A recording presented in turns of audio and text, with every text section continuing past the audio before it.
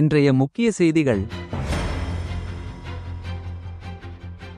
5 நாட்களில் 100 கோடி வசூல் செய்த தனுஷின் குபேரா படம். சேகர் கம்முலா இயக்கத்தில் தனுஷ் நடித்துள்ள குபேரா படம் 100 கோடி வசூலித்ததாக படக்குழு புதனன்று அறிவித்துள்ளது. கடந்த 20ஆம் தேதி வெளியான இப்படம் 5 நாட்களில் இந்த வசூல் சாதனை செய்துள்ளது. இதன் மூலம் சேகர் கம்முலா முதல் முறையாக 100 கோடி பாக்ஸ் ஆபீஸ் கிளப்பில் நுழைந்தார். இப்படத்திற்கு தெலுங்கு மாநிலங்களில் வரவேற்பு அதிகரித்துள்ளதாக தெரிகிறது. இதில் நாகார்ஜுனா, ராஸ்மிகா உள்ளிட்டோர் நடித்துள்ளனர்.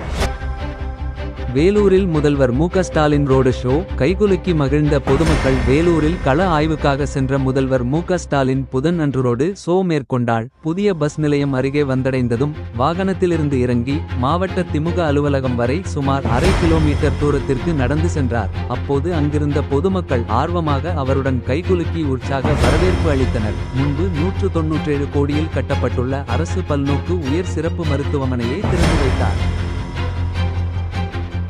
கள ஆய்விற்காக சென்னையில் இருந்து ரயில் மார்க்கமாக காட்பாடிக்கு புறப்பட்ட முதல்வர் மு.க. ஸ்டாலின் வேலூர் மற்றும் திருப்பத்தூர் மாவட்டங்களில் கள ஆய்வு மேற்கொள்வதற்காக புதனன்று சென்னை சென்ட்ரலில் இருந்து ரயில் மார்க்கமாக முதல்வர் மு.க. ஸ்டாலின் காட்பாடிக்கு புறப்பட்டார். இந்த சுற்றுப்பயணத்தின் போது கலைஞர் அறிவாலயம், கருணாநிதி திருவுருவ சிலைகள் திறந்து வைத்து பல்வேறு அரசு நிகழ்ச்சிகளில் முதல்வர் பங்கே இருக்கிறார். அவரது வருகையொட்டி இரு மாவட்டங்களிலும் ட்ரோன்கள் பறக்க தடை விதிக்கப்பட்டுள்ளது.